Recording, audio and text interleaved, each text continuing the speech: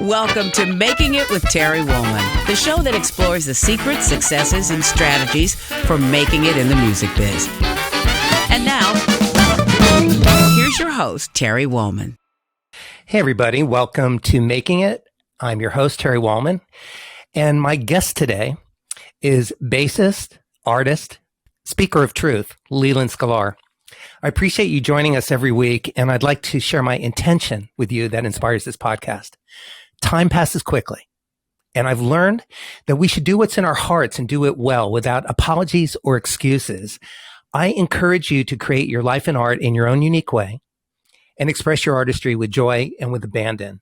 Be willing to work uncompromisingly for what you believe in. Success will have a better chance of finding you when you live your life with integrity, focus, and passion. Be selfish with your discipline and selfless in your performance. And don't forget to have fun along the way. If you're joining us in our live audience today, welcome. And we will be inviting questions and comments during the second half of the show. So make it count. Simply request an invite to speak, and my moderator, Dr. Lisa, will bring you on stage to join the conversation. Let me tell you about my guest today. No matter what Leland Sklar is doing at any given moment, his bass is always playing somewhere. With over 2,000 albums to his credit, his collaborations with James Taylor, Phil Collins, and Jackson Browne alone have made him one of the most heard bassists in history. But that's just a fraction of his resume. Ever heard Dolly Parton, Randy Newman, Michael Jackson? Then you've heard Lee. In 2004, Phil Collins hired him for his farewell tour. Lee brought a camera to make a photo album of everyone who made the tour happen, from the caterers to the drivers to the security guards. His first shot was of his bass tech, Steve Chinner Winstead, who flipped him the bird, which delightedly. Over the course of 16 years, he amassed 11,000 photos of middle fingers from all over the world. Fans, collaborators, and colleagues, movie stars and rock legends, alongside hundreds of the forgotten faces that populate life on the road. People that share a moment or an evening and then disappear forever. But something about flipping the bird made the interactions less anonymous. In a sea of anonymity, they lent the moment a jolt of miraculous hilarity. So with that, Lee Sklar, welcome to Making It. You can unmute yourself and join the conversation. Hey, man.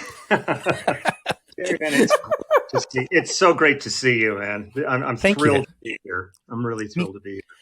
Me too. I'm thrilled to have you. I know we started talking about this during the pandemic, and then you got remarkably busy during the pandemic, which is pretty wonderful. And with your YouTube channel, with your new book, your T-shirts, getting kicked off Facebook constantly, and which, thank you, for for the reason why, which is that you speak your heart. I said in the intro, bassist, artist, speaker of truth, because you are, and I appreciate that about you. Well, we have one shot at being here, and you want to make it the best you can possibly do, and a lot of times you're going to rub some people wrong by doing what you feel is the right thing, but you really have to go by your gut feelings about things, and no, you're not going to please everybody. But on Facebook, it became kind of absurd. I would get banned usually on an average of 130 to 150 days a year. Right. So I kind of wear it as a total badge of honor. Wow. I must be doing something right for them to be on my butt. That's how I see it. How I see it.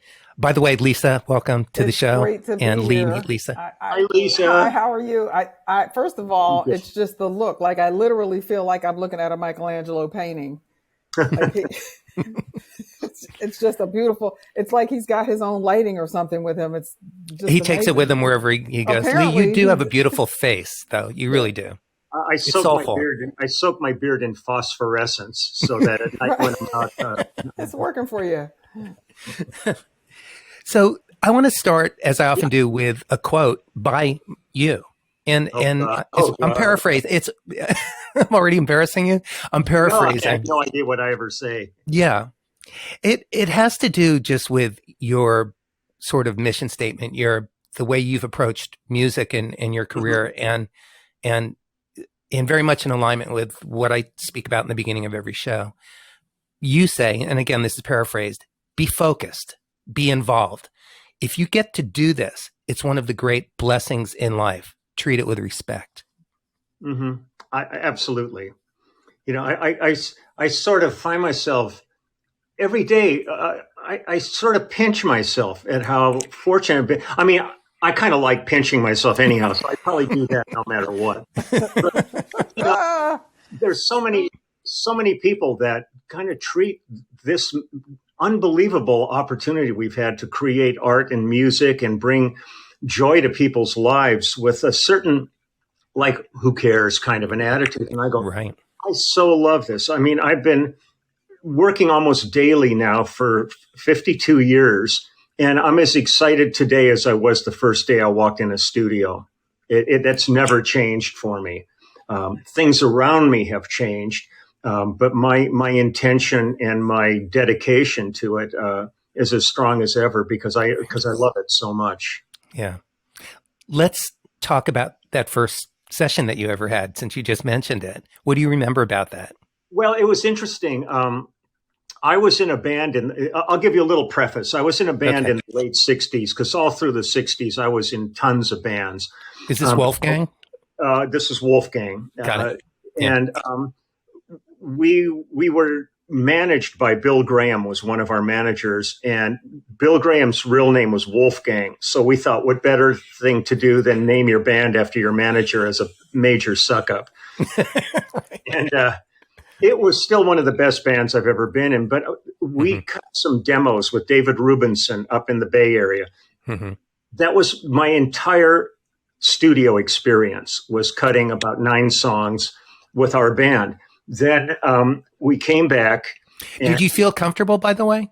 Did it feel at home, or was, I remember I had a learning curve, as we all do. Oh, it was bizarre. Yeah. I mean, you'd never heard yourself before. You were used to just playing gigs. The thing that was great with our band was we rehearsed. We had a house out in Sunland out here in Los Angeles. Mm-hmm. And we just rehearsed every day. We had never really played a gig yet. We were just rehearsing every day. Bill put us on a bill. The very first gig we ever played as a band was opening for Led Zeppelin at Winterland. So how does that happen that you even get a manager? Oh my God. And get booked doing a concert like that? Yeah, he had a partner in town named Bruce Glatman, who had a company called Shady Management, which was aptly named. And one of the other acts he had was Zephyr with Tommy Bolin.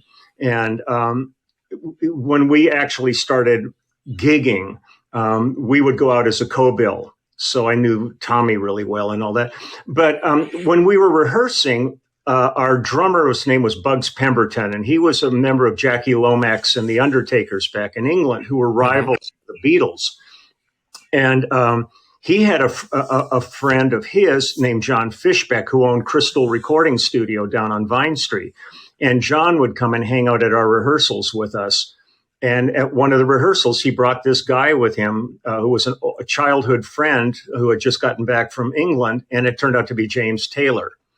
So all of a sudden, he's hanging out with us, but he was not James Taylor yet. He was a guy who had just cut an album in England, and they had just done his very first album in America.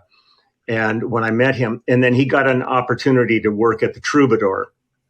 So they had a fixed band. It was Danny Korchmar on guitar, Russ Kunkel on drums, who I had met when he was in Things to Come around 1968. And this chick piano player named Carole King. Right. Beautiful. But they needed a bass player. And James remembered me from this rehearsal, and he told people, and they tracked me down. Well, I think when we played that Troubadour gig, Brian Hyland and Del Shannon were at the gig, and they were getting ready to go in the studio, and they ended up hiring me and Russ to play on Brian's album. And Brian was already known for his hit 60s hit Itsy Bitsy Teensy Weensy Yellow Polka Dot Bikini. Yeah, I remember that. But this was really a far more serious album, and wasn't as a novelty thing like that. So that was really my first foray into studio work. And the kind of the shocking part of this whole thing was I really had no studio experience. I didn't know about miking, direct boxes, or any of the etiquette of it. Sure. Our careers were kind of like being a Top Fuel dragster. You were 0 to 101 because James suddenly became the new face of certainly West Coast music, but contemporary music. And the next thing you know, he's on the cover of Time magazine. And that one gig I played with him turned into the rest of my life. So I think the most fortunate aspect of all of that was the fact that he was produced and managed by Peter Asher of Peter Gordon fame. Well, Peter insisted that our names appear on the album jacket.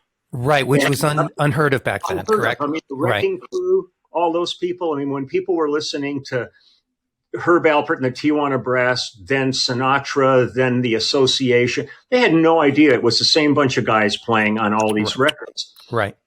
With Peter putting our names on James's record, all of a sudden, when all these new singer-songwriters were coming along, they were kind of using James as the benchmark of what they would like to be. And they would look at his record and go, well, hell, if those guys are good enough for him, let's hire them. Right. And literally we went from doing maybe one session in my life practically to doing 3 to 4 sessions a day, 6 days a week. Right. It was, so it was a learn while you earn kind of situation, kind of figuring out how all of this worked. And I was real fortunate, though. I mean, I was enthralled by it and excited by it. And so I just dug my heels right in and went for it. But right, you had even stopped going to college to do that. I mean, yeah, I mean, when we did that first gig at the Troubadour, I was still going to Cal State Northridge or San Fernando Valley State College at the time. In totally different major. I was a science and art co-majors up there. I wasn't in the music department. And this gig came along with James, and I assumed we were just going to play, a night or two there, and then I'd go take finals or something. And next thing I know, they said, God, this went really good. We got offered a month tour. And do you want to do it? Situation. And I said, I would love to. And walked out of college, never told anybody, never looked back. Somewhere probably in a microfilm file is about 250 units sitting, waiting to be completed. And it never happened. Because I would say you've more than completed it, Lee, just in other ways. Yeah, the thing that's kind of weird is, had I been born with money, where I really wasn't looking at like having to make a living, I would have loved to have stayed in college my whole life. I love the atmosphere of school. I kept changing majors and just trying everything I could. I found some things completely intoxicating when I got, especially in the science areas. I love science. So, I might have, but the reality was I was, had just gotten married. It was time to, get my proverbial shit together and see where I'm headed. And James was the absolute. Had it not been James, who knows what would have happened? But James was the perfect guy for this. He looked right. His music was incredible, and Peter knew what to do to get him, attention. So I feel and the fact that Peter Asher was cognizant enough or generous enough to make sure that you guys all got credited was not only a game changer for you, but it was a game changer for me and for all of the listeners, because of course we were tactile. We bought albums. I'm 9 years younger than you. And so we're, close in generation. Contemporaries. But all these albums that I loved, I was flipping over, as we all did, and you as well, and seeing your name and other people's names and the music primarily, but also flipping and looking at these names. I just was so drawn to it. And I said, I just remember feeling, I didn't say it to anybody. It just made me want to make records and tour and do all the things and be the guy whose name was on the back of the record. Yeah. Because it seems so unbelievably musical and wonderful and it had so much passion and energy. It was cool. Yeah. Well, again, I pinch myself when I look at that whole period. I just go, this was really kind of the golden age of all of what we do. Because it was right on the tail of the Wrecking Crew. They were starting to phase out because they didn't do what we did. They didn't. The difference for us was we would work with a lot of these artists in the studio, but then we would tour with them. We were involved in some of the writing of their stuff. And so it was a much deeper commitment than what the Wrecking Crew would do, where they're just hired to come in on a date, do it unbelievable because they were some of the greatest musicians that have ever lived. But their job was right there in the studio, and then they moved to the next gig. Other than probably Hal Blaine, who would go to Vegas with Sinatra or somebody, and even get his name would be on the marquee of the casino, right? Because he was that other guy. But it's been a remarkable journey that I'm still. When people say, "Oh man, I want to do what you did," it's really hard to explain how it happened because it really was all an accident and unintentional. It was just like a perfect storm of being in the right place, the right artist and producer come along, the right circumstances, and then having the abilities that they were needing, because opportunities can come along, but if you don't have the goods, they'll move on to somebody else. You might get a shot at it, but if you don't come up with the then somebody else will be called. So let's talk about the goods.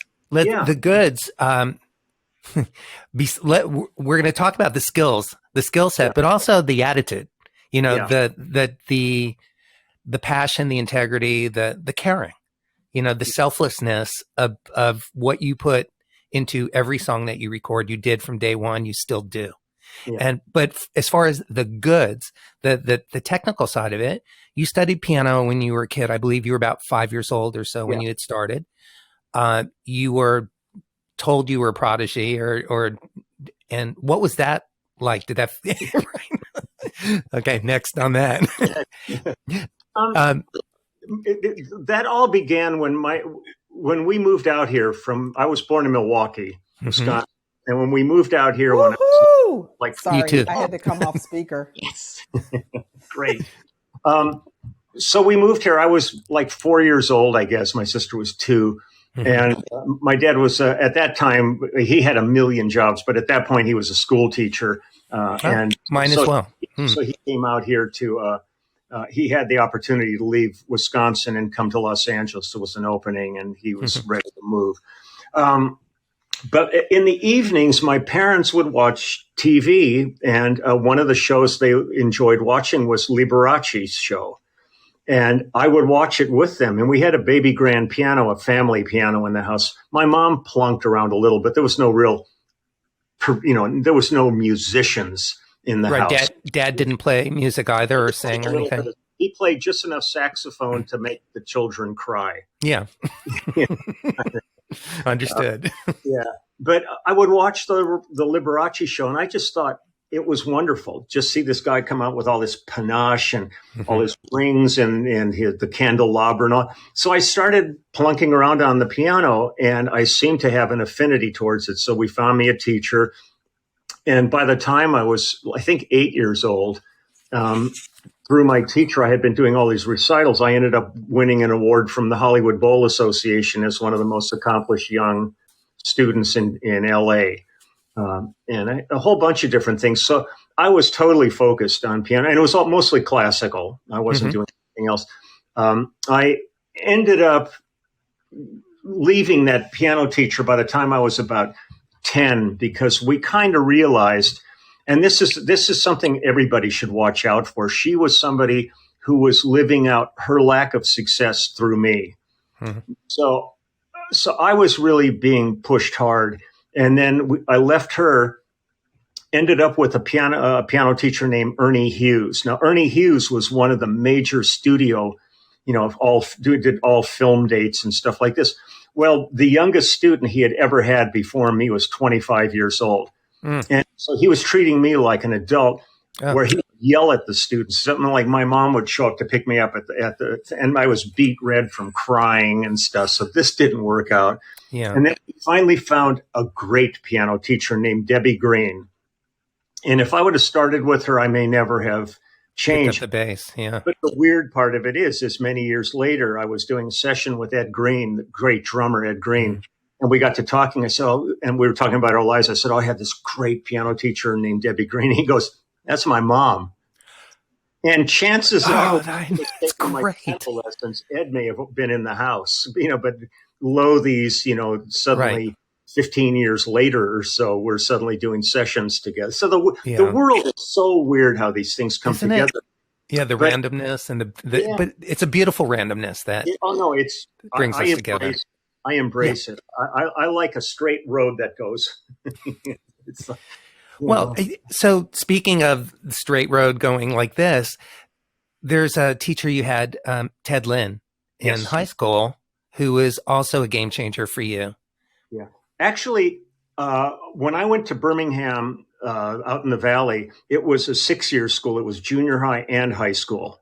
So we had the same, and eventually they built like Portola Junior High School and a couple of other schools and parted off the junior high school part of it. But when I started junior high school, it was there, and we went grade 6 to 12 straight was through. Was that overwhelming being in 6th grade and everybody's like 3 feet taller than you? And it was weird. I remember my very first day in school, I was carrying a lunchbox.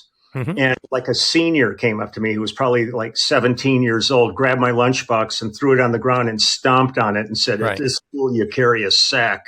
Right. Brown paper bag. He schooled you. Yeah. It's like prison. Right. Yeah.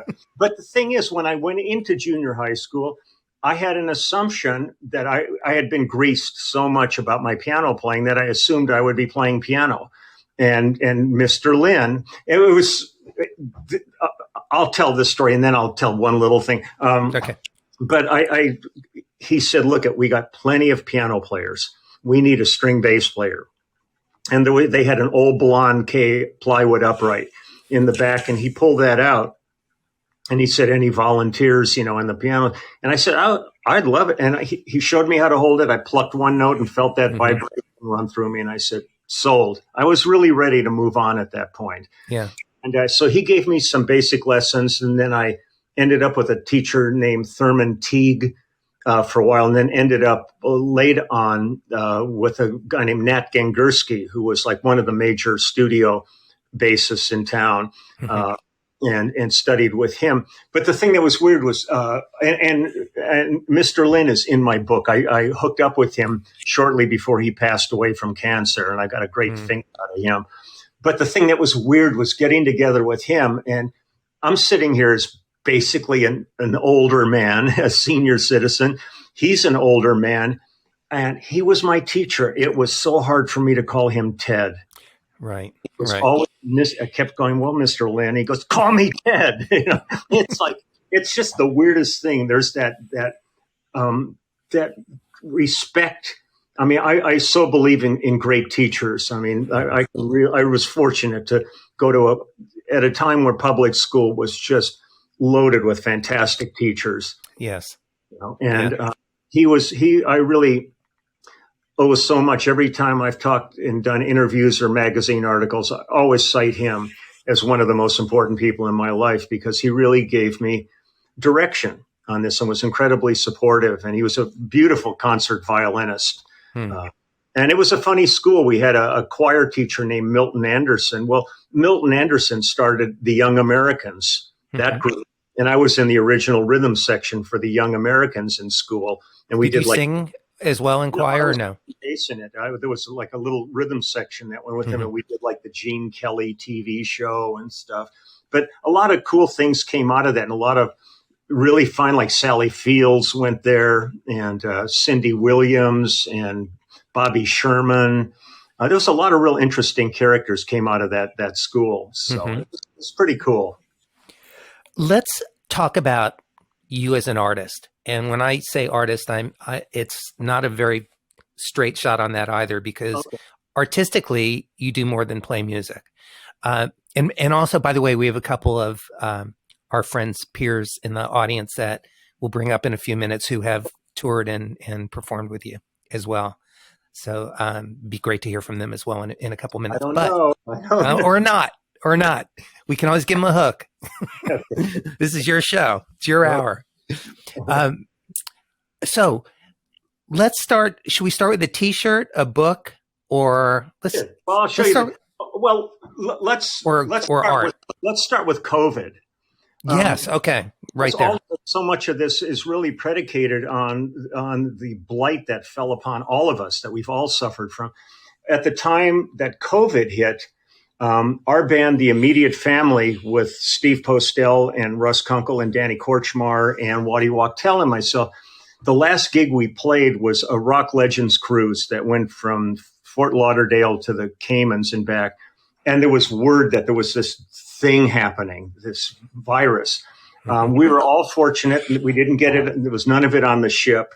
But we got back, and I was looking at a pretty full date book ahead of me that evaporated like, as I always say, a fart in a hurricane. Right. You know, it was gone. And I'm sitting there going, I've never faced this before. Like everybody else, you know, suddenly you have nothing in front of you, where you get dates that change and move around, but to actually suddenly the book is empty, like setting a box of tape on a giant magnet, and you just dig out your book. And I kind of kept thinking, well, what the hell am I going to do now? And the first thing that happened was we had just finished Phil Collins's Not Dead Yet tour. We'd been out almost 2 years on that, and it was an incredible tour. I mean, we did a lot of stadiums on that tour, and I had guys writing to me going, you know, we saw your show like in Rio de Janeiro or in Hanover, Germany or something. They said it was unbelievable. There were some details in the bass that were hard to hear. So what I decided to do was I had our front of house mixer, Michel Collin, sent me a board mix from our show in Adelaide, Australia. And I loaded it into my laptop, and I think it's just, I can't pull it. I'm all hardwired. I have a little Bose speaker that I have sitting next to my laptop. And I have a bass amp sitting here on the floor. So what I decided to do was start with the very first song of the show and play that song. And I worked a little bit. The way we're doing this right now is it's on my iPhone, which is leaning against the screen of my laptop. So what I would do is I played the first song through the speaker, but I played along with it with my amp being louder than the track, so you could hear every note of the bass part. Right. So I did the first song the first day and explained what I was doing, did the second song of the show the second day. And by the third day, I had people writing to me going, man, we love your new YouTube channel. And I'm going, what are you talking about? Right. I had no clue what they were talking about. And they said, oh, no, that channel you're doing now with like the Phil Collins stuff. And I went, no, I'm just showing some guys some parts. Well, it took on a life of its own at that point. And so I went through the whole show. The only song I didn't do is...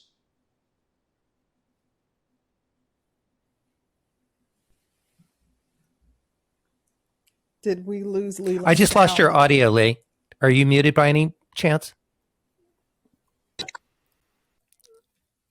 Yep, I'm not hearing him either. Hey, Lee.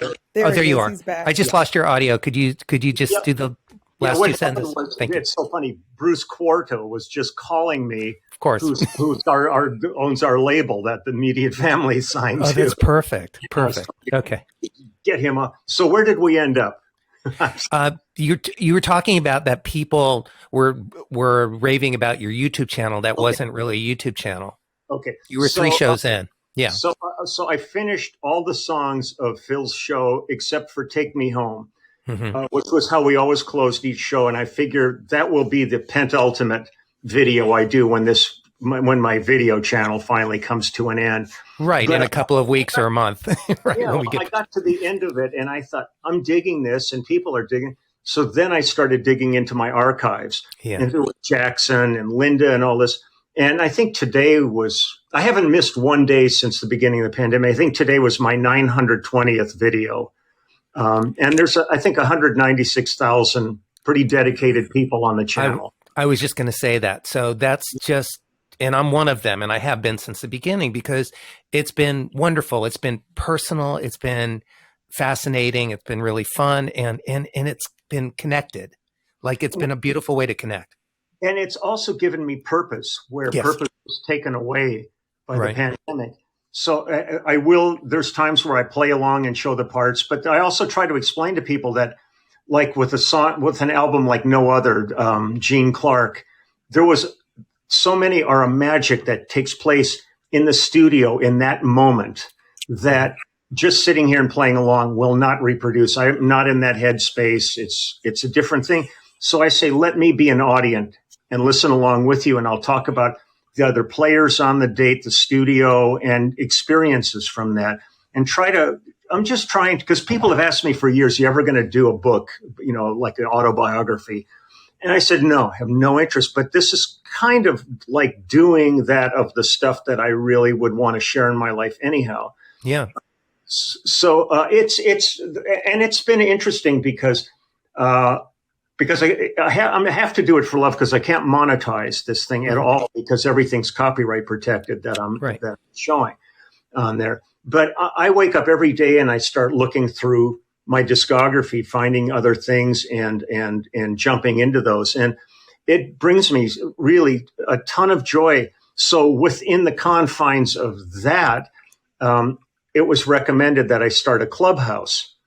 And I went, oh, okay, interesting. So I end up doing 2 hour to 2.5 hour. I do the twice a month. This clubhouse where it's a live stream. My picture's on one side, but I'm responding to a chat window. Well, I'm incidental at this point to it. The community on this clubhouse is from everywhere, from Australia to Finland, from Ireland to Florida, you name it. They all become incredibly good friends. And I sit and I'll look at the chat window for 15 minutes before I log in.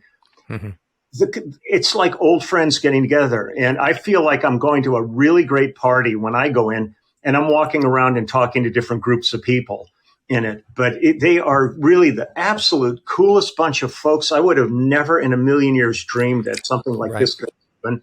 And then an offshoot of that is once a month, which for me is going to be this coming Saturday, is there's like a VIP section where I'll talk to people one-on-one on Skype or FaceTime for like. Right. I was going to mention that. I think that's really wonderful that people can get a lesson from you or just have a conversation. There's one of the guys is a lawyer, and every time we talk, we're talking about cases he's doing and stuff like that. And it's for me, it's great because suddenly there's a face that goes with that name. Otherwise, everybody's different handles and different names that they use. But it's so much fun. Like when we play some gigs here in town with the immediate family, and people show up and they go, I'm so-and-so from the clubhouse. And then we're hugging and we're so happy to see each other. Because you're already friends. I mean, there's a heart connection already and a personal connection. It was the greatest thing that could have happened during the pandemic, because it gave us a chance to be with people in a way that we couldn't be and share lives. And people, they'll say to me, they'll go, look, I'm not a bass player. I don't know what I would do on the clubhouse. I go, we spend more time talking about people's favorite cookies and movies and stuff. I said, bass gets discussed if it need be, but it's not built around that. And so all these things happen, and the book would have never happened had it not been for the pandemic. And then the T-shirt was an offshoot of that. And then my artwork was something I've been doing since I was, the stuff I have is all stuff I did back when I was in college, when I was focused on art and science. So there's, by the way, and Dr. Lisa, if you don't mind putting it up, if you already haven't, the YouTube channel is Leland Sklar. So just go on YouTube and subscribe, and then join and follow. And I wanted you to like hold up a T-shirt right now. And then I see that there's 2 people in the audience. Steve Postel, one of your collaborators in the immediate family. I can't even talk while this shirt is on because it's so cool. So that shirt is incredible. That shirt is fabulous. So you can find this shirt. You can have your own if you go to the website, lelandskalarsbeard.com. And that's right below. You can click on it below and get there. What possessed you to make the shirt, which I'm so glad that you did? Well, I'm ordering mine today. I was working with my friend Blue Tremarchi, who we did this book we can talk about together. And we sat and talked about, different things to do. And he said, maybe how about a T-shirt with your beard on it? So, because we had some pictures, so all we did was we took the picture, and actually, as rare as it is, it's a really high quality shirt, and we used a special ink on the beard, so the first time you wash it, it sets in and it's really soft and will never come off. Where like some of those beards, some of those T-shirts feel like they're just wear out, kind of creepy. It's really a high quality shirt. But everything kind of stemmed from doing this book, which was really an accident that would have not happened had my schedule not been erased. Suddenly I had time to do things. And this friend, my friend Blue, he has a company called Art Alliance in Highland Park, and we met at a function and talked about, I had all these pictures and stuff. And he said, well, it might be worth thinking about it, doing a book. And this is the kind of stuff he understands. So we sat down and I brought over, like some external hard drives that had all these photographs on it. We just started going through pictures. And it saddens me when I go through the book. I go, oh, God, I was supposed to have Yo-Yo Ma in there because I got a great picture of Yo-Yo Ma giving me the finger, but pretending he's cutting it off with a scissor. I've got, Vince Gill and all these people that didn't make the book. Right. I had to draw the line somewhere. Of course. We have 6,000 pictures in the book, and I have over 13,000 photographs. Can you share a couple right now with us visually? And also Steve Postel and Connie Jackson, who both of you have worked a lot with. Yeah, we'll have you on in a moment. So go ahead. Of which, hence, our opening. So let me open this rascal up here. It's a beautiful coffee table book. It's massive. So there's fun ones. I'm going on tour with Lyle Lovett this summer, and there's Lyle. There's Billy Bob Thornton when Billy Bob came down to our immediate family recording session. Hold on. Oh, here's a quickie here. There's Flea. Great. This is two of my favorite shots. These are my parents. And on the next page, I did the Grammy. That's fantastic. With Merle Haggard, Christofferson, and Willie Nelson all together. Hold on. Let me flip in here. Here's one of my favorites now. Charlie Watts. Yeah. And just Charlie Watts. I'll do one or two more here. I love this. This is Burt Bacharach and Hal David. Legendary. Sheryl Crow.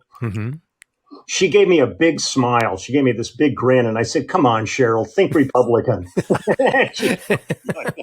And then the last picture here will be there's Mr. Lynn. He's the one I owe so much to. But it is massive. I mean, there's just thousands and thousands. Wow. And it's about humanity. Right. There's a finite amount of ways of doing this. The faces are infinite. So, and I didn't want to say here's the celebrity section or anything like that. Yeah. So there will be a big picture of somebody who I met on an airplane and then a small picture of Jay Leno. Right. Because it just, I just wanted to. It worked on the page. Yeah. So people can buy those either signed or unsigned. Yeah. And apparently your autograph is valued at $20 because I did the math. We had to make some decisions. Sure. People said to me, for a book this size and all this, you should really be charging, $150. I said, no, I really would like to get it in as many hands as I can. Right. But there's more that goes into unpacking it, unwrapping the book, signing it and all that. So I just had to put a monetary amount on it. So it's $60 unsigned or $80 signed and personalized. I mean, if you had people write some of the funniest stuff to me, say, could you write this in the book? And of course I do. Sure. So that's available on the website. The T-shirt's available. And then your artwork. My artwork, which we did, the prints are on really high quality museum. They're number one, they're signed and numbered. So it's not like a poster where there's going to be a billion of them. Right. It's maybe 150 of one available. So here's. By the way, Lee, Yeah. Did you, because your art is so strong, did you consider becoming a professional calligrapher or artist or cartoonist or? When I met James, really my intention at that point, I thought I was going to become maybe a medical or a technical illustrator. Okay. Yeah. So Let's show. Here's a print of like one of my paintings. The colors beautiful. are gorgeous. Mm-hmm. I was looking at them on the website. Yeah, it's a lot of fun. Let me pull out. This is one of my favorite drawings. And they're large. These are not small, which is great. Oh no, they're big. Mm-hmm. This is still one of my favorite drawings. Oh, can you bring that in closer? Magnificent. That's great. 30 by 20. That's the jazz. Yeah, That looks great. I'm just trying to. Yeah. Thank you. We're And seeing there's the subtlety of everybody's face and their hands. Yeah. It's great. Let me just see if I got one more here I can show you.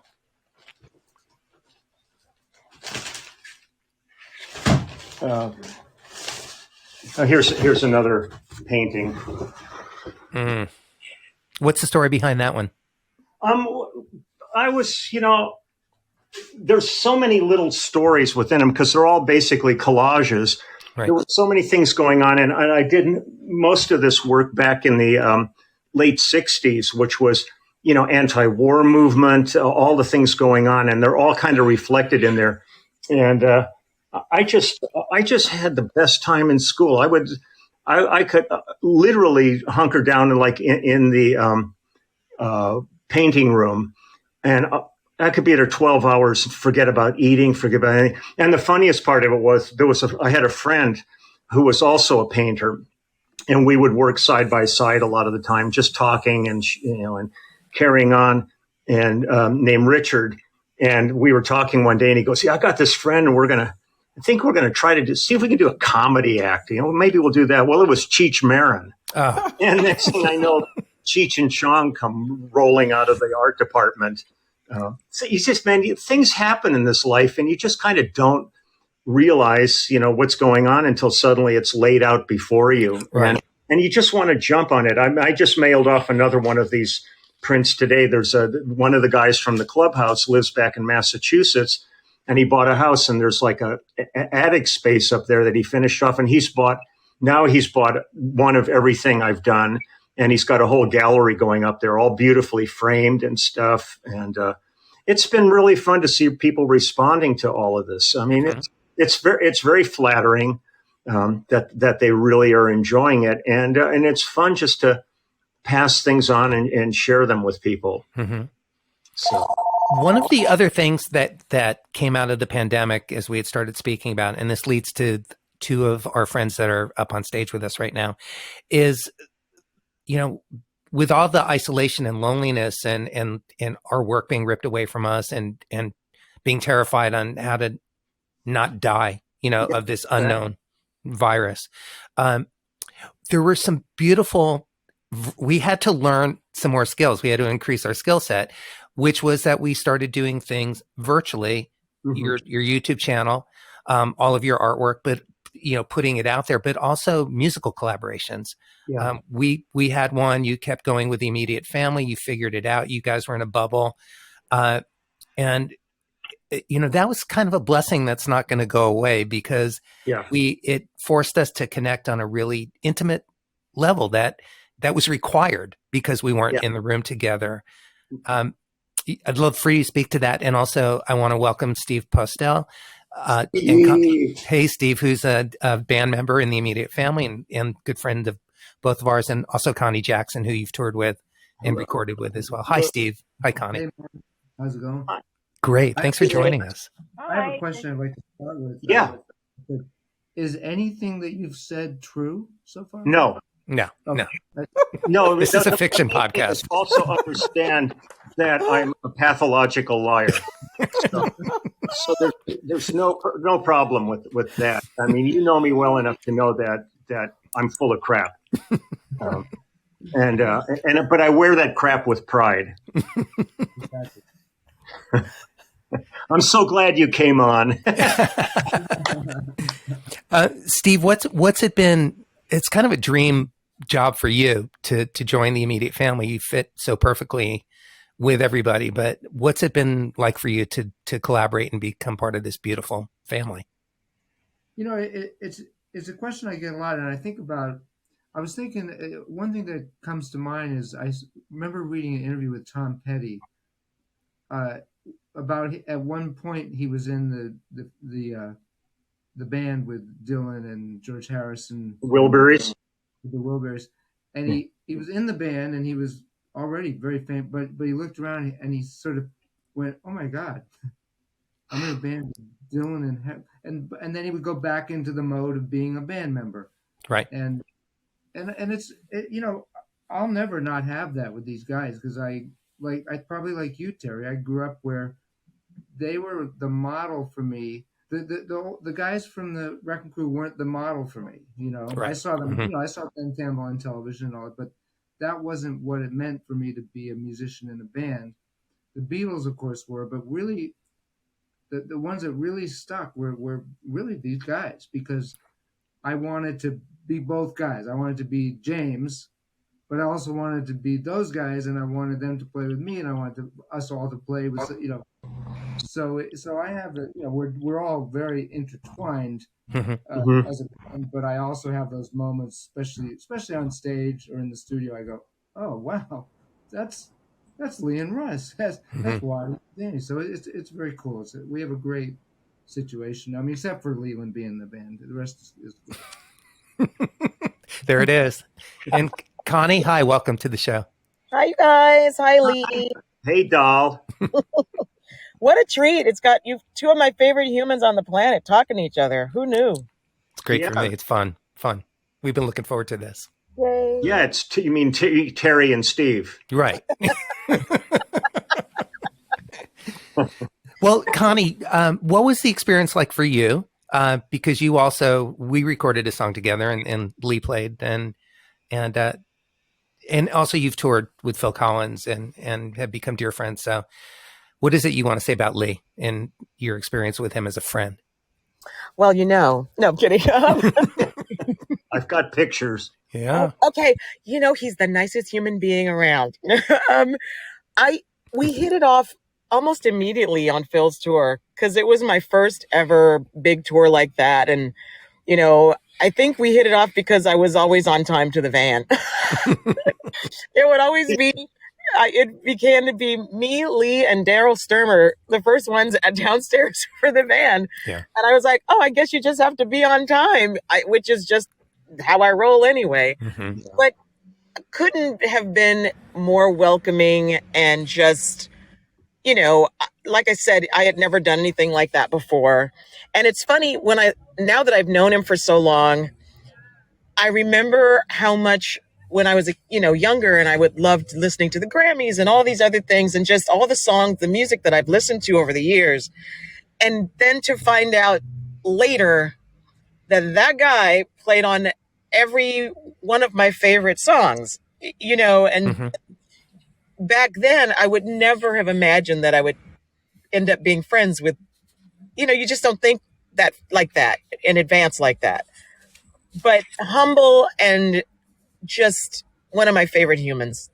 Well, I feel the same way with you, Connie, and I still watch videos of us in Grassy Key, Florida, out swimming with dolphins, and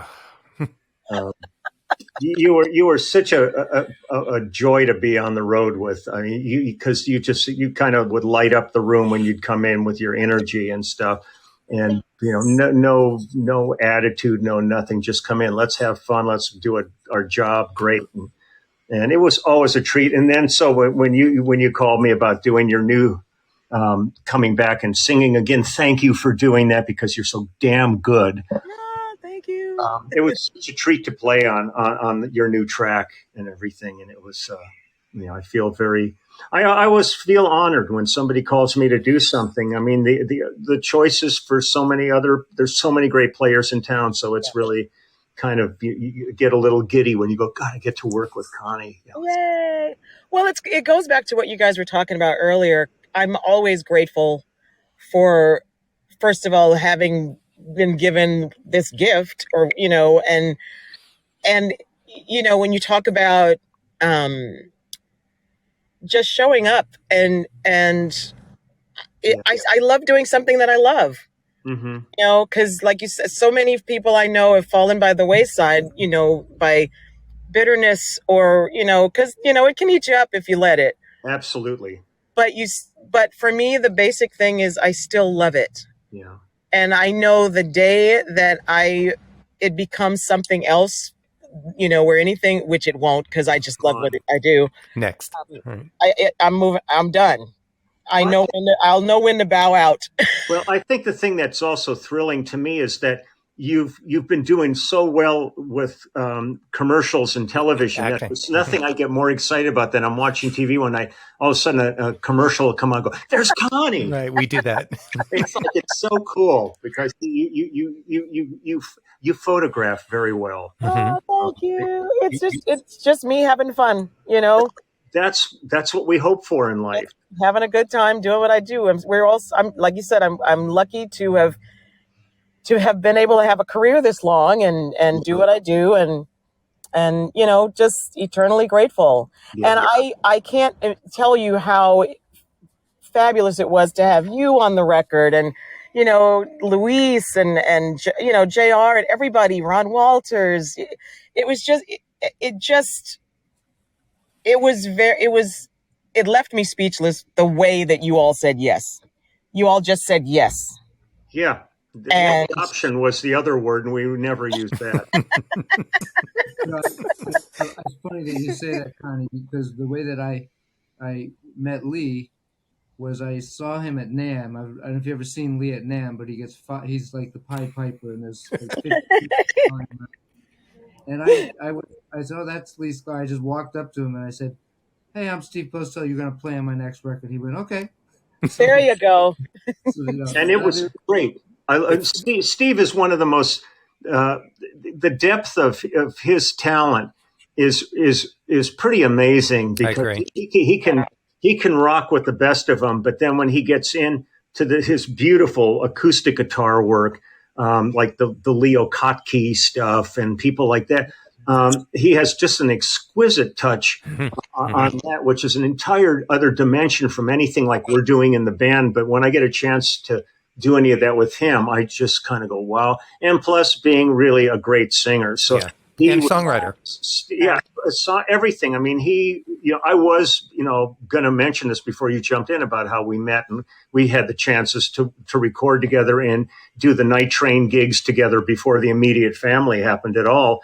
And I loved playing with you from the first time we played together. So it was kind of a perfect match when you came in with Cooch, and you guys had done all the prep work for that first record and stuff. And I went, this feels great because it's interesting to be in a band with three guitar players because it could turn into a pissing contest real easily. But the fact that each of these three guys has such a unique voice unto themselves that it's kind of seamless.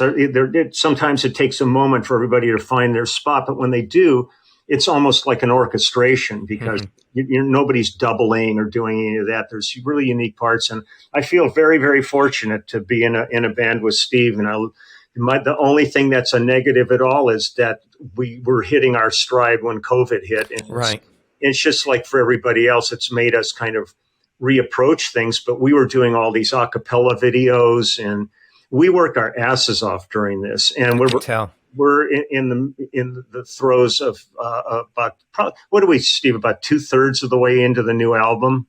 Oh, easily, and we have two records we're doing at once. We're doing one of which we just didn't do, and realized we should do a record of the hits would be that Waddy and Danny have written.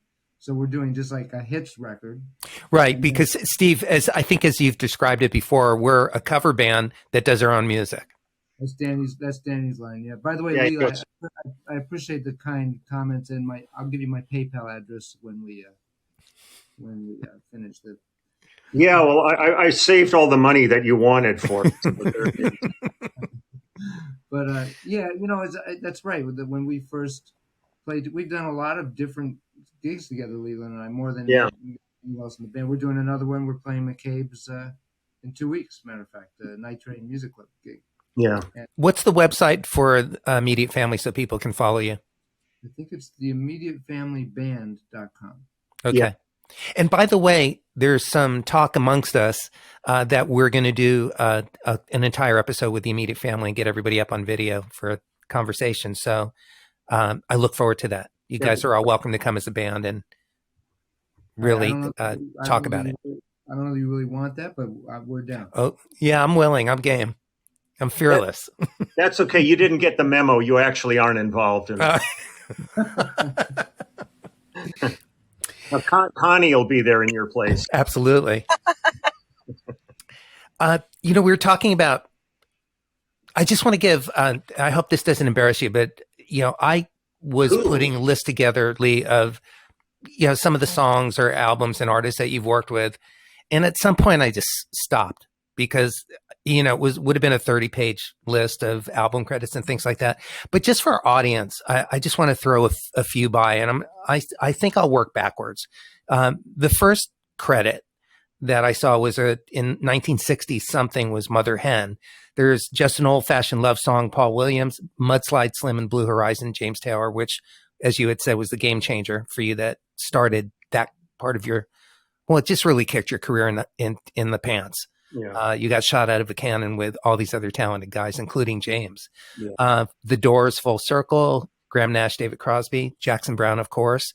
And that's when I first learned of The Section, your other wonderful band. Yeah. You've had the blessing of being with Immediate Family, The Section, and also Wolfgang. That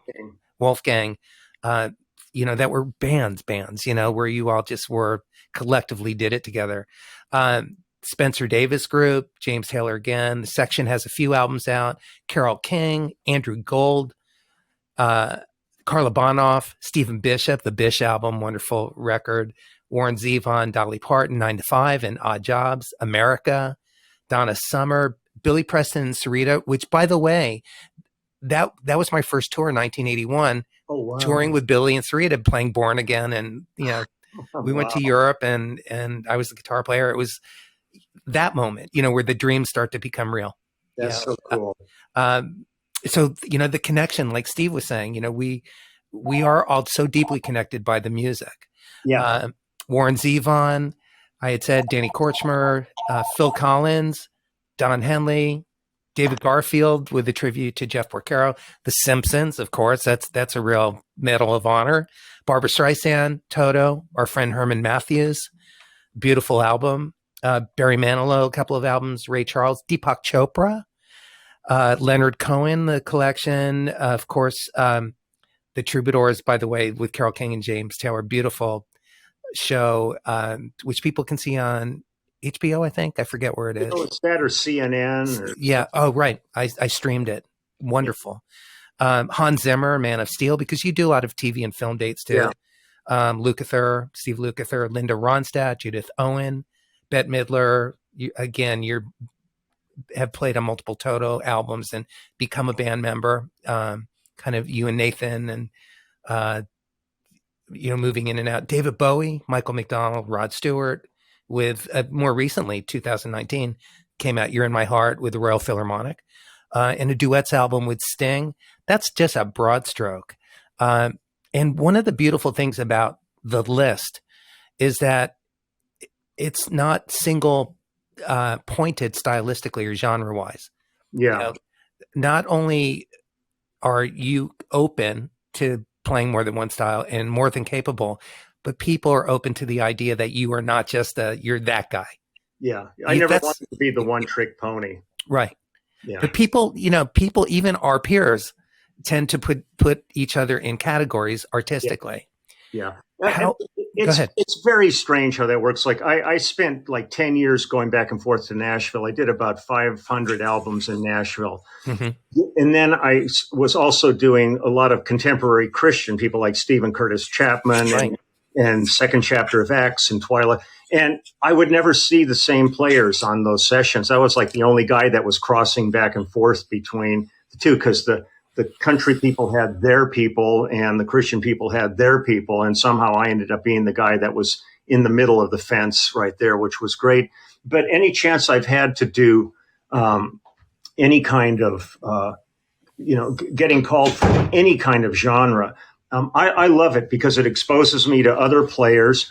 A bit of Wayback Machine in 1967, I was in a band called Group Therapy, which was aptly named also. And our producer on it was Mike Post. Huh. And Mike was the musical director of the Andy Williams show at that point and had just done Classical Gas with Mason Williams. Well, when we did our album, we weren't allowed to play on our album. It was the Wrecking Crew that played on our album. How ironic. Yeah, we were young and inexperienced. And so I was sitting at United Studios in Studio A, looking through the window, watching Carole King and Hal Blaine and Jim Gordon and Mike Melvoin, Mike Rubini, Nick Dole, all these people were doing our record. And I thought, I could never do this. This is unbelievable. And literally 3 years later, I was working with those people every day. So, and because of that, Mike and I stayed together, and I started doing his TV shows with the Rockford Files, and I did every one of the TV shows Mike's ever done. So I was, and because I think I was fortunate that having started young as a classical pianist, I had reading chops when in the studio. So I wasn't a guy who, because so many people I know like have never been able to read music. And having that ability opened up movies and TV and jingles and all that stuff to me. So I was fortunate on that level that I had skill sets that once the door opened, it opened pretty wide. It wasn't just opening into one thing. I imagine the answer is going to be no when I ask you this question, but do you have okay. And on to the next question. Do you have a preference? Live performance, studio recording, making records, or film? Live. Okay. Absolutely. I love making records. I love the process, but there's something about live performance of seeing that audience right in front of you responding. And one of the things I always feel too is when I play a note live, that note's done. You're on to your next note. In the studio, you could play that note and it could be scrutinized for a week. Right. I love when we're in the studio with the immediate family and we finish a track and we sit back and we listen to it and we look at each other and go, wow, this new record is unbelievable. I mean, it's just unbelievable. But I just don't want to perform. Where do you hear all the synth bass that we replaced your bass with? Well, see, that's what I'm hoping. I was hoping. I hope for at least you're using a mini Moog. But I think if I had to make a choice, which I'm grateful I never had to do, I would choose live performance. But I also have always looked at this as a profession, as much fun as it is. So when because people would say, how can you go on the road, man? You're going to lose your studio gigs. The way I did it all through my career is if I knew a tour was coming up, and there was, a number of producers who I worked with on a regular basis, I would call them way in advance when I knew a tour was coming up. I'd say, look, I'm going to be gone from such and such. I'll be back on such and such day. And there were times where they had projects that they either bumped them up or they held them back till I either did it before I left or after I got back. And when I was on the road, I would make sure to call everybody like 2 weeks before the end of the tour and start letting them know, because I knew other guys in town that never told anybody, and people would be calling them to do something and they wouldn't return calls. They didn't know where they were. So they would call somebody else. Now, there were times when I couldn't do it and they would call somebody else, but I kept everybody in the loop. And I think that's imperative because in spite of the fact that what we do is called playing, it's a profession, and you really need to approach it on a professional level because it is a serious business. When you walk in a studio to do a project, there's number one, there's time at stake, money at stake, careers at stake. And I always think that this may be the only shot that this artist ever gets to make a record. And so you want to, regardless of if you like what they're doing or not, you're going to give it everything you've got and make it the best possible experience you possibly can for them. And I would tell, like when I do clinics, I'd say, look, if it's a 10 o'clock downbeat, you're sitting in your chair at 9:30, tuned. If there's charts, you've gone through the charts to see if there's anything you need to double check and take a look at. So that at 10 a.m., I mean, the artist may not be there yet. The producer may not be there yet. That's their issue. But if you're a pro, you're there ready to work, and you give it everything you've got. When there's a playback, you don't just ignore that and go down your phone and check the messages. You go in the room and you listen to the playback. And if you feel there's suggestions you can make, you make them. Right. They may not want to go with them, but be engaged, be involved in this. It's more than just your finger hitting strings on this stuff. And a lot of the stuff for me too is I feel the playing's one part of it, but also an important part to me is sort of almost being like a cheerleader, like trying to, because a lot of times guys can be a real downer in the studio. So you try to just, keep the air light and get everybody, just keep the vibe really fun, and it comes out in the music. It shows. Right, because you are serving the song. You're serving exactly the melody, the lyric, the artist, your fellow musicians. Yeah, absolutely. Did you have back to your early career when you got shot out of a cannon, literally? Yeah. Did you have mentors that helped you learn the business? Like, how did you learn about what to charge and when you were being taken advantage of or not, or what to say yes to, no to? No. You just learned as you went. Just learn as you go along. I mean, back in those days, especially, there was usually everything was pretty legit. So right. We were, when we started, everybody was, a single scale player, which everything is established by the union. So the rates were there.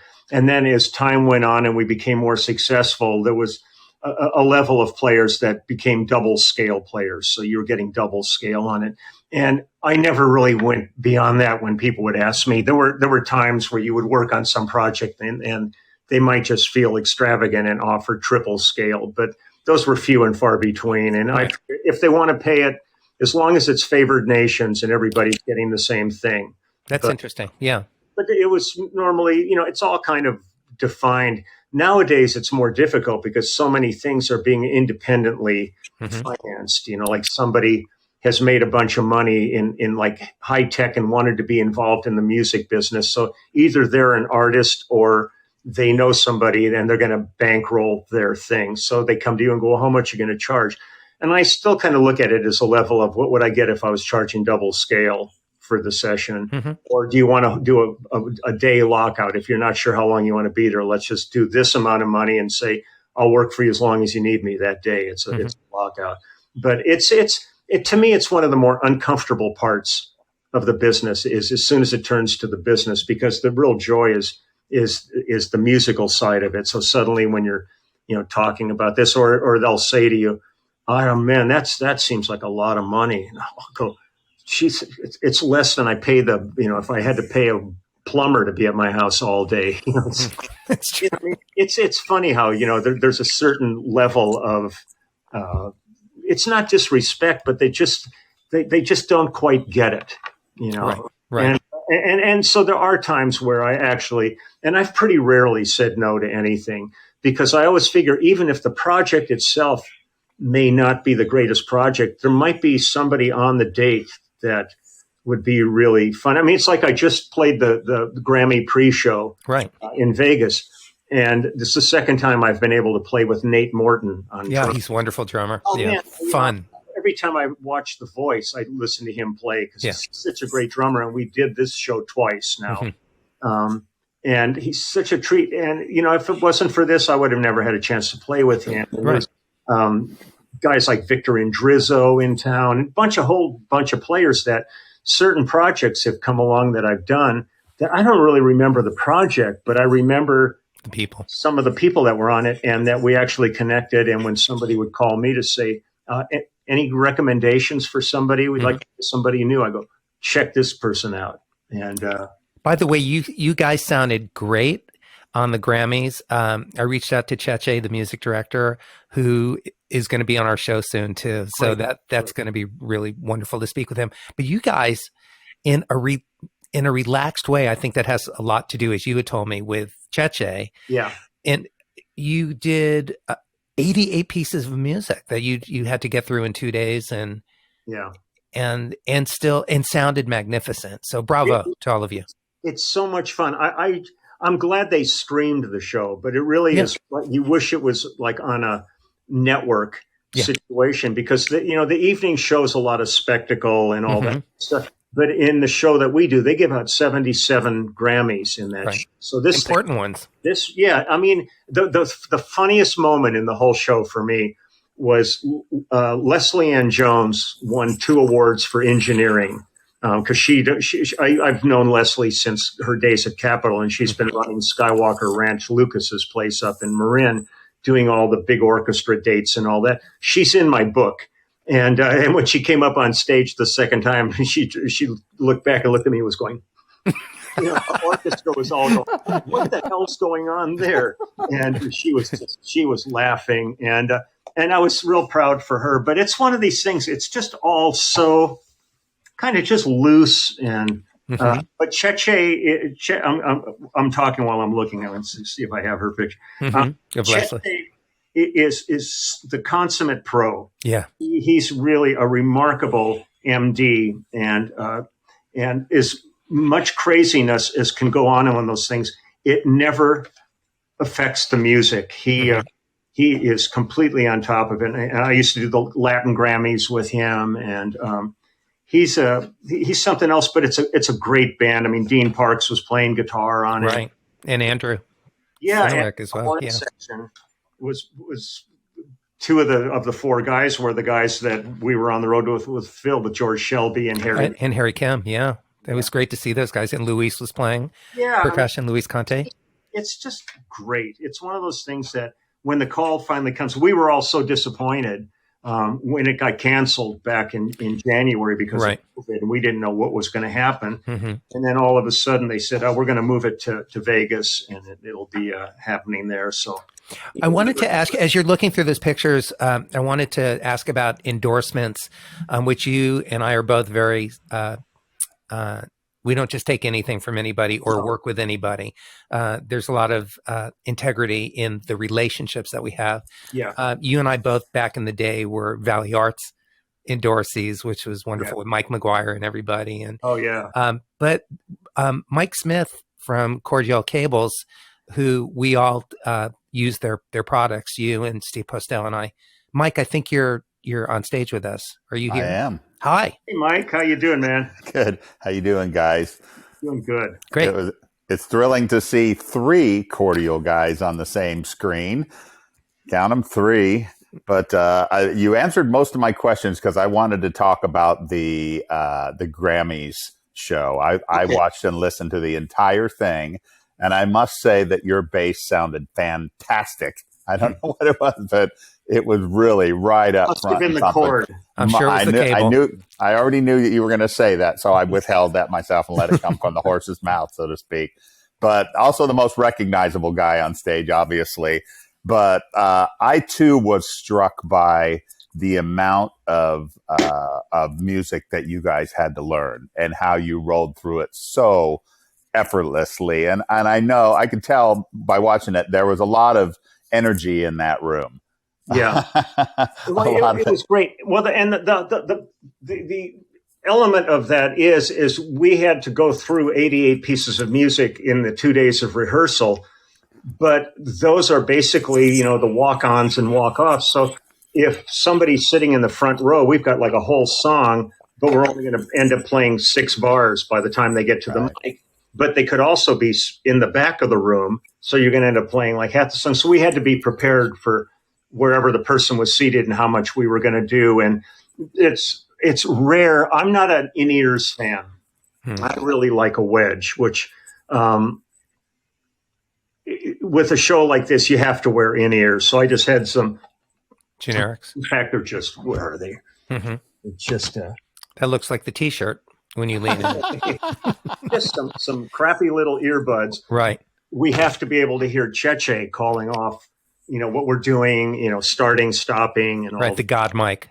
Yes. Yeah, it's a challenging thing to do shows like that, because you really are on the seat of your pants. I kind of remember the Zappa brothers, Amit and Dweezil, had a show called Happy Hour, and I was the MD for that show. And that was my first experience with like directors calling things out, because we did as much music in that show as all the late night shows put together. It was just crazy. But I've always liked a challenge. Right. And so whenever you find yourself on one of these kind of somewhat high stress gigs, I look at it with tons of enthusiasm, because you gotta get your shit together. You really you can't slack on it, because things can go wrong really fast. And, I had you're reminding me. I had a beautiful reminder when I was music directing for Late Night Talk Show. So, and and most people don't. There's no book that prepares you for this or class that you take. But if you're the music director, you've got an in-ear, and you've got people yelling. It feels like they're yelling at you. Sometimes they are, but they're yelling camera cues, camera 1, switch to camera 2, ready, and they're telling you to keep playing or stop, or because there's chaos going on. Camera's on you, since you're the band leader, so you need to keep playing and looking like you're having fun and that it's easy. But there's, there you go. There's so much to it. And so one of the beautiful reminders that I got when Abraham Laboriel, our dear friend, was playing in the band, and he reminded me one time before the show, because I think he saw my head was about to explode when they were 2 minutes before we were starting, they were changing the order of something. And Abraham just put his hand on my shoulder and said, don't forget to let the music happen, as he does, make just, we're going to be fine. We got you. We're going to be fine. And so I have so much respect for fellow music directors like yourself and Cheche and Steve and all of us, that it's another skill set. Yeah. That is very unique. And then still, at the end of the day, you need to be true to the music, to the song. Yeah. I mean, that's what we're all there for. But absolutely. Every once in a while, things will go on. And if it wasn't for like that kind of a person there, it could really turn into a disaster really easy. Right. Yeah. You need to be a clear, shining light of focus. Yeah. That people can just follow in a clear and fun and giving and generous and playful way. See, that's the most important thing, is just to keep it light, right? Where everybody's a part of it and enjoying themselves. And then it's great. If you start to get uptight and other people get uptight, then all of a sudden there's tension in there and it's just not as good. But when you're there and you're meeting with the front of house guy before the show and talking about it, and everybody's kumbaya kind of moment, and you go up there and it's seamless. It goes. These teams are pretty wonderful. Absolutely. And that's the stuff that the audience has no clue what's going on up there. And that's the way you want to keep it. Speaking, and by the way, Lisa, if you or any other audience members want to jump on and ask a question or make a comment before I get to closing questions. I'm looking right now to see if anybody please do so. Please, Lisa, please, I'm missing you. So Lee, you were talking about you don't like using in-ears, and I read in one article that you use, I forget what it's called, but it's a bass floor mat that you put down on stage. I did that once, and it was cool. It was cool, but I try to keep everything as simple as possible. Right. But I know that when I would tour with Phil Collins, everybody on stage wore in-ears but me. Oh. And I had just 2 wedges down in front of me with a really nice mix in them and my amp behind me. And I know, like, when Daryl Sturmer would come over, the guitarist, and he would stand with me, he would look at me and go, wow.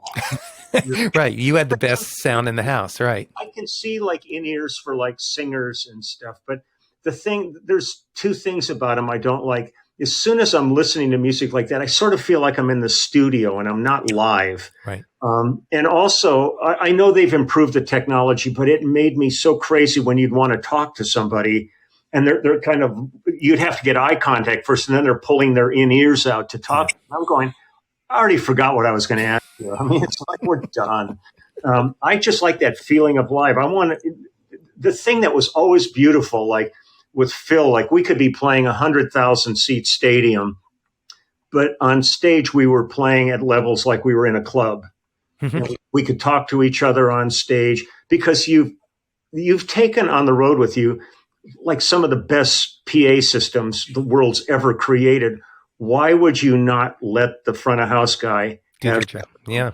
But there's times where the bands are so loud, if you went out and looked at your faders on the board, you're off. Right. So the mix is all screwed up because people are hearing your instrument from the stage, but they're hearing like the vocal from the house. Mm-hmm. There's going to be a slight delay and all that stuff. So, but I'm just, just because technology exists for me doesn't mean I have to use it. Mm-hmm.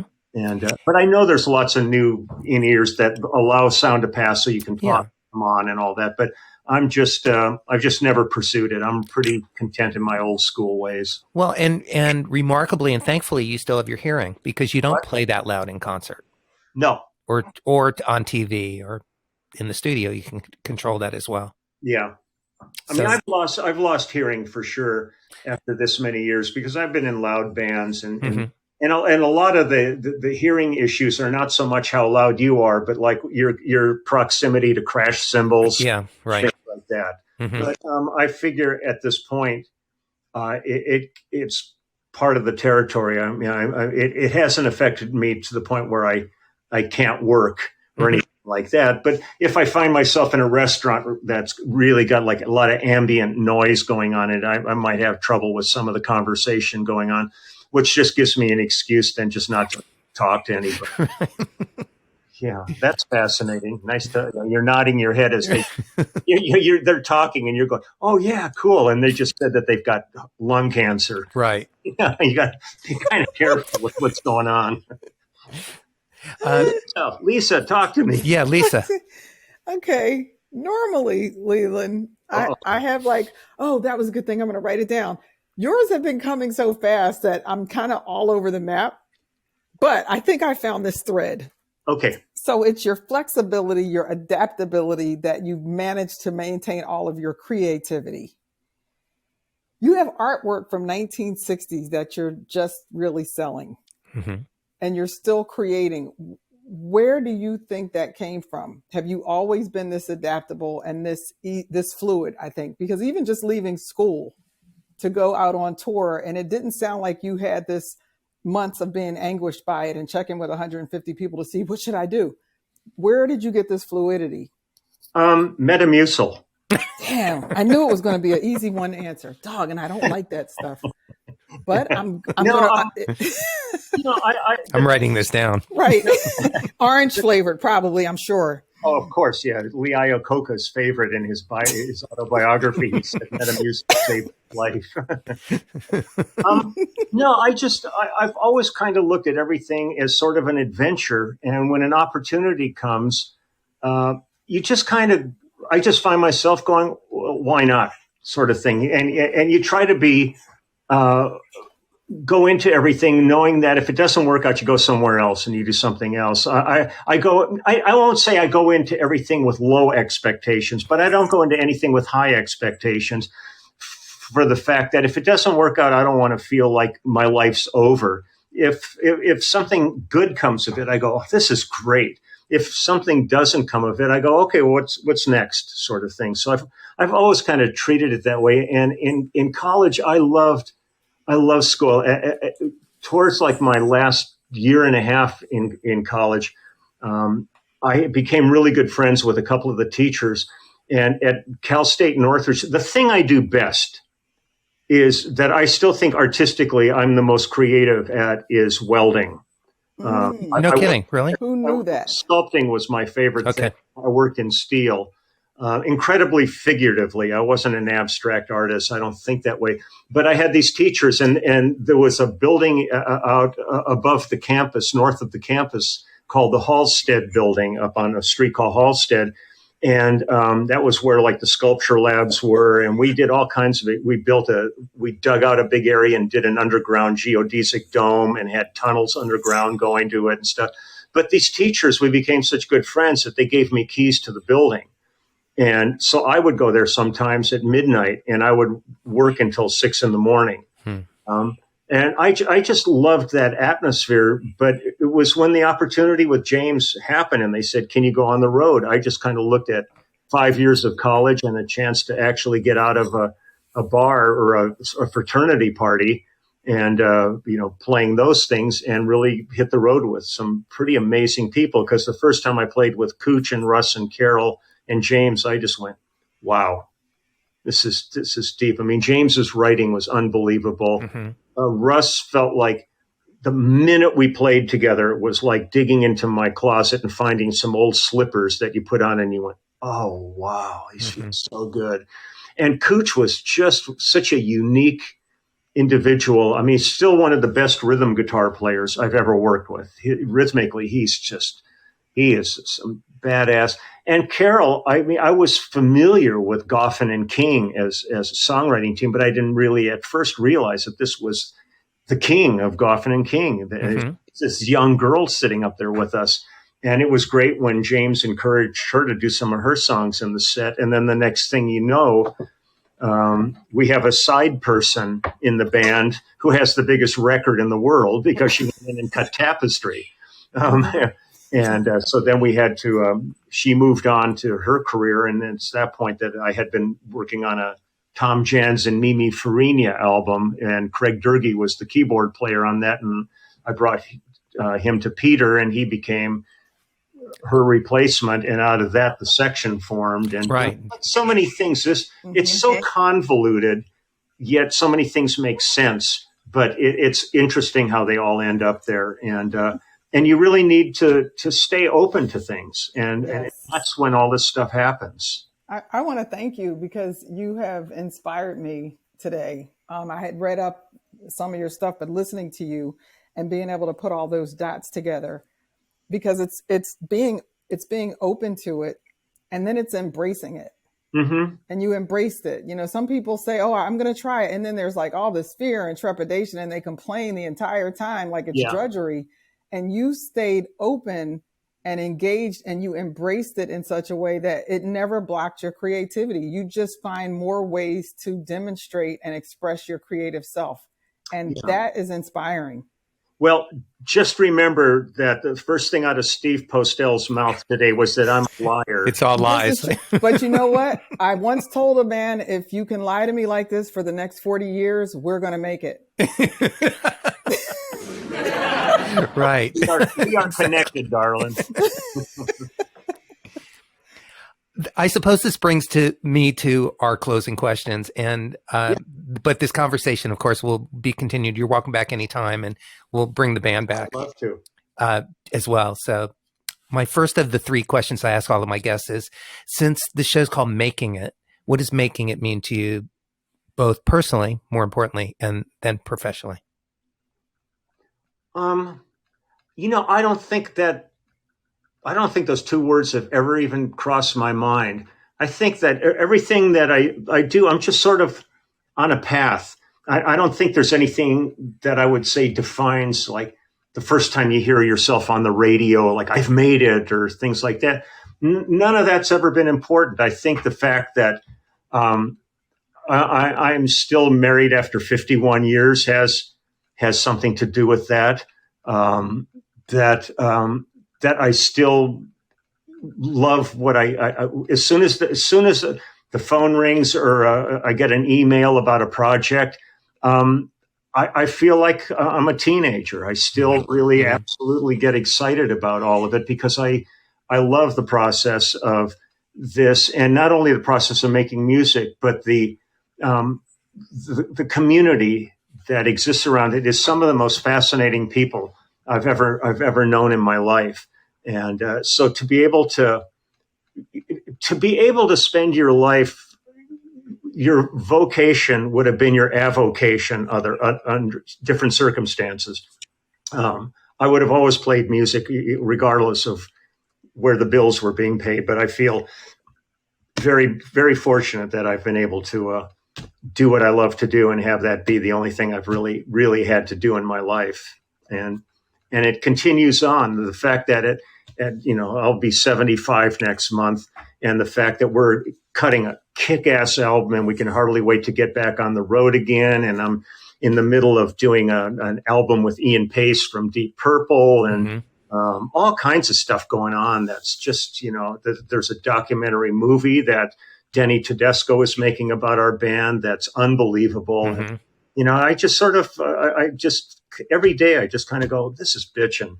This is really bitching. So, and by the way, everybody stay tuned for that movie. It's going to be a great one. Denny did the Wrecking Crew documentary as well. And it's pretty amazing. yeah, he really understands, what it is that we all do. Yeah.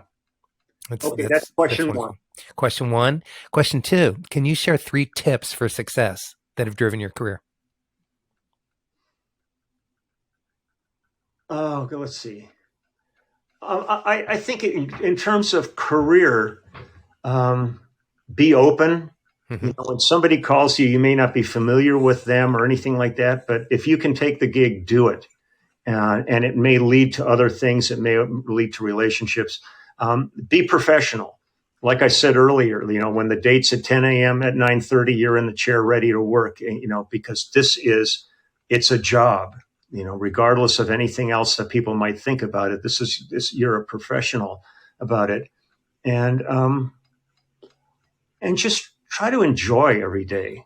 We live in a world right now that is so full of grief and strife and sadness, and it's pretty hard to get it up to feeling really enthusiastic every day.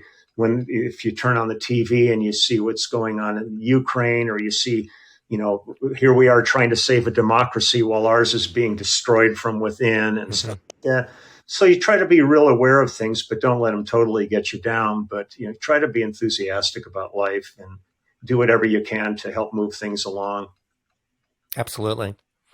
It's kind of fascinating that we haven't really talked about the world and politics and we've spoken about COVID, but just all the distress that's been happening in the world. But I appreciate what you just said, too, and I stand with you in that. I absolutely agree.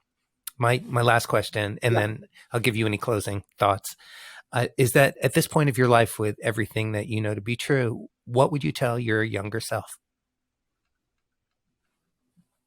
I think if I really went back, we talked before all of this started about one thing.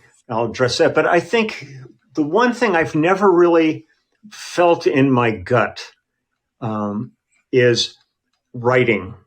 Music. I love, being a part of arranging, but there's a part of me that maybe would have devoted more energy to actually seeing if I could have become more of a composer on it. I've always enjoyed the fact that I get brought in to create parts within a structure, but I've never brought a song for everybody to jump on. I've gotten a couple of songs where I've been given some writers, partial writers credit on them, but I'm not sure what I contributed or anything to that. But I would say probably 90% of everything that I've done, I probably wouldn't change a thing. If I went back and saw myself earlier, I would just say, just enjoy it, have fun with it. And, but the one thing, like we talked before we started this, that I wished I had done, but when my career started, I didn't know I was going to have a career. That only happens in hindsight. Right. And when I did my very first session, which was the Brian Hyland and Del Shannon session, I wish I'd had a camera in the studio with me. It didn't have to be a big pro camera, an Instamatic, but on every session I've ever done, to have been able to take a picture of the players, the producers, engineers, artists, the facility itself. Just if nobody ever saw that but me, it would have been really fun to have gone back in time just to really look at, now over a half a century of this industry of what I've been involved with. And because the main thing I really try to do, and I do this on my YouTube channel really religiously, is give credit to everybody involved on things. I'm one of the links in a chain working music. And so to be able to talk about all the other musicians on the dates who did arranging, second engineers, all that stuff. And I try to encourage people to, if nothing else, when I call out some of these names, go to Wikipedia, look them up and see what they've done. Because we are really, like with our band, the immediate family, we really are all an immediate family. And we're only as strong as our weakest links. So you really try to be a part of things where everybody's really pulling their weight on it. And there's nothing to me more exhilarating than getting called to do something that I think is beyond me. And I have to really get my shit together for it. And that goes back to like when I did Spectrum with Billy Cobham.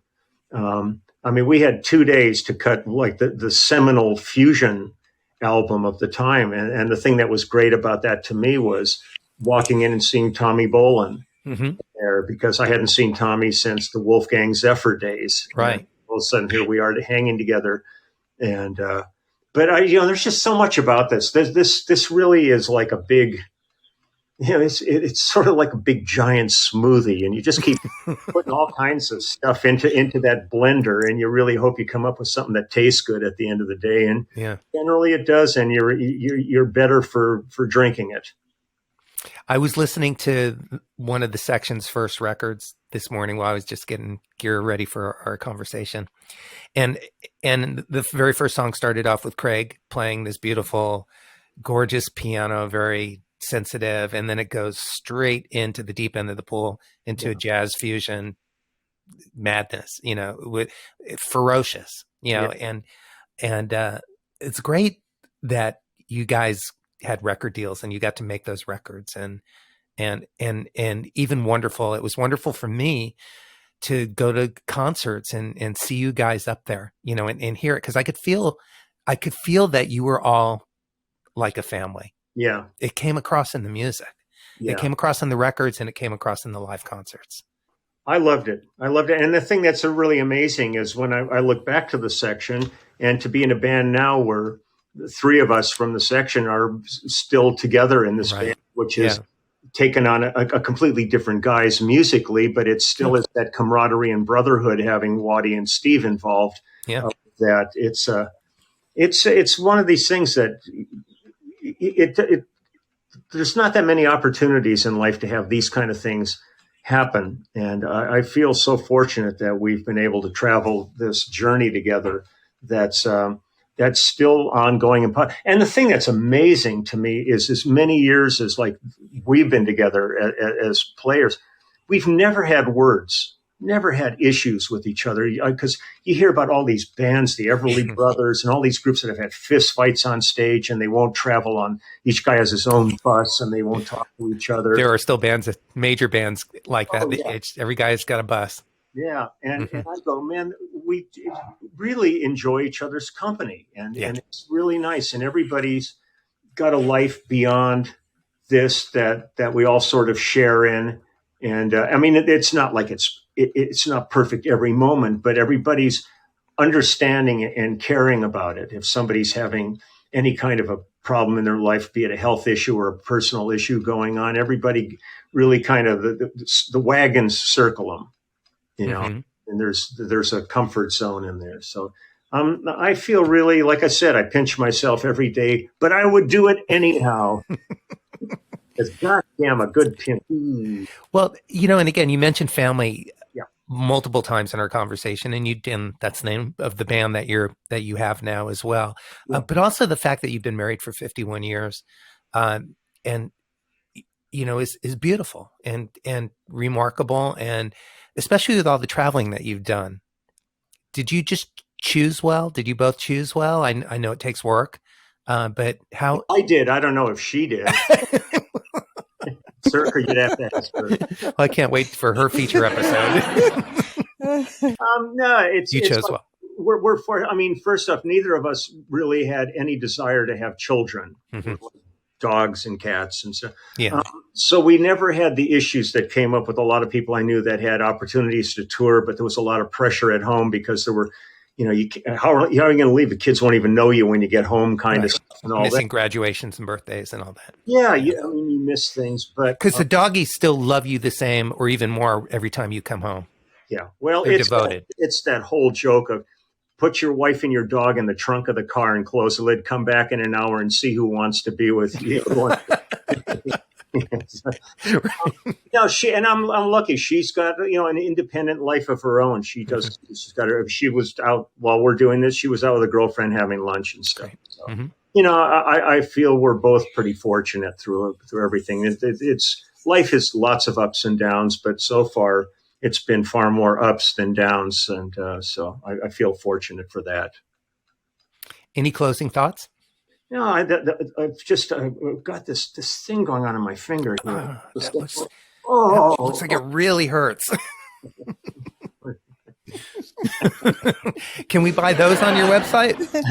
I'll think about that. That's a one-off here. But no, it's one of these things. I'll tell you that this whole finger thing, though, is just the funniest thing in the world to me because it started as a total accident.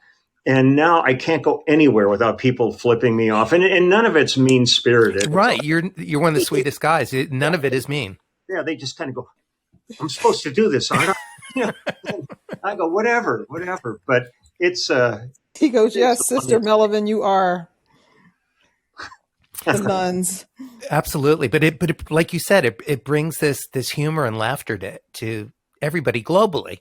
Well, and also the thing that people have to understand, like they're kind of going, oh man, all that. Well, if you get the book, the very first page in the book. Oh, little babies. That's great. It starts somewhere. It's not, they're not mean. It's just a muscle reflex. Mm-hmm. Connie just jumped back on. You want to say something before we end the show? Can you hear me? Yes. Hi, Connie.